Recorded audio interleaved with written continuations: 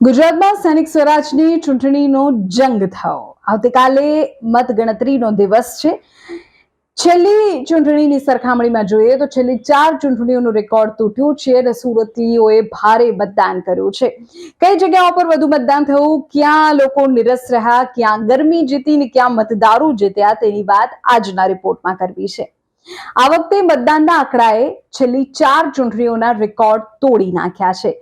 નજર કરી આંકડાઓ પર તો સુરતમાં ઐતિહાસિક મતદાન થયું છે. આ વખતે મતદારોએ કમાલ કરી છે. 2005માં 40% સુરતમાં મતદાન હતું. એ બાદ 21માં 45% હતું અને 26માં 55% પર મતદાન પહોંચી ગયું છે. સુરત આ વખતે તમામ મહાનગરપાલિકાઓમાં મોખરે છે. હવે રાજકીય નિષ્ણાતો વિચારી રહ્યા છે કે સુરતનું આ વધુ મતદાન કોને ફળવાનું છે, કારણ કે સુરતમાં તો આમ આદમી પાર્ટી, ભાજપ અને કોંગ્રેસ ત્રણેય વચ્ચે જંગ છે. અમદાવાદમાં મતદાનમાં સુધારો ચોક્કસ થયો છે, પણ અમદાવાદીઓ મતદાનમાં નીરસ તો રહ્યા જ છે. તમામ મહાનગરપાલિકાઓની સરખામણીએ ઓછું મતદાન છે. ગત વખતની સરખામણીએ થોડો વધારો છે. એટલે એમાંથી ખુશ થવું કે ના ખુશ થવું એ તમારી ઉપર છે. રાજ્યનું આર્થિક પાટનગર ગણાય છે અમદાવાદ. મતદાનમાં સુધારો ચોક્કસ છે. 2021માં 43% હતું અને આ વખતે 46-47%ની આસપાસ છે. સરેરાશ મતદાનમાં પણ વધારો છે. 2005ની સરખામણીએ વાત કરીએ તો આ 20 વર્ષમાં 10% જેટલો વધારો થયો છે. 39% 2005માં હતું, અત્યારે 49% છે. આપણે જો થોડું આંકડાઓની વાત કરીએ તો સુરતની મેં તમને વાત કરી કે ગત વખત કરતા 10% વધ્યું છે. અમદાવાદમાં ગત વખત કરતા 3%નો વધારો છે. 21માં 43% હતું. વડોદરામાં 48% ગત વખતે હતું, આ વખતે 47%ની આસપાસ છે. સામાન્ય ઘટાડો છે. કદાચ ગરમી વડોદરામાં જીતી છે અને વડોદરાવાસીઓને પાછળ પાડ્યા છે. રાજકોટમાં તો 51%ની આસપાસ ગત વખતે મતદાન હતું, આ વખતે 47%ની આસપાસ થયું છે. એટલે કે રાજકોટમાં પણ ગરમી જીતી છે, મતદારો ઓછા બહાર નીકળ્યા છે.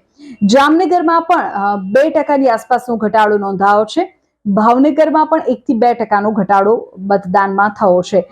રાજકોટ, જામનગર અને ભાવનગરમાં 2021ની સરખામણીએ મામૂલી ઘટાડો છે, પરંતુ એકંદરે 2005 અને 15ના સમય કરતા જાગૃતિ વધી છે. સુરતના આંકડાઓ તો આગામી પરિણામોમાં મોટો ઉલટફેર લાવવા પણ સક્ષમ છે. આ સિવાય નગરપાલિકામાંથી મહાનગરપાલિકામાં રૂપાંતરિત થયા બાદ જ્યાં પ્રથમ ચૂંટણી યોજાય ત્યાં ભારે ઉત્સાહ જોવા મળ્યો.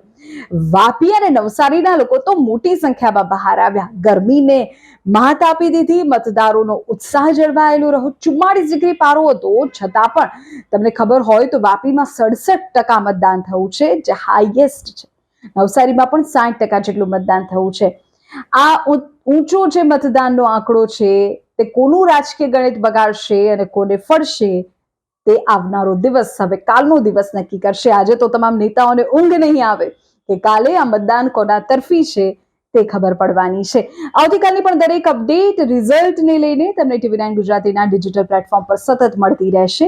જોતા રહેજો અને જાણતા રહેજો કોણ જીત્યું છે, કોણ નહીં, તમે વોટ આપ્યો છે, તેમના શું હાલ થયા છે અને મોટા નેતાઓ તેમના પરિણામ શું આવ્યા છે.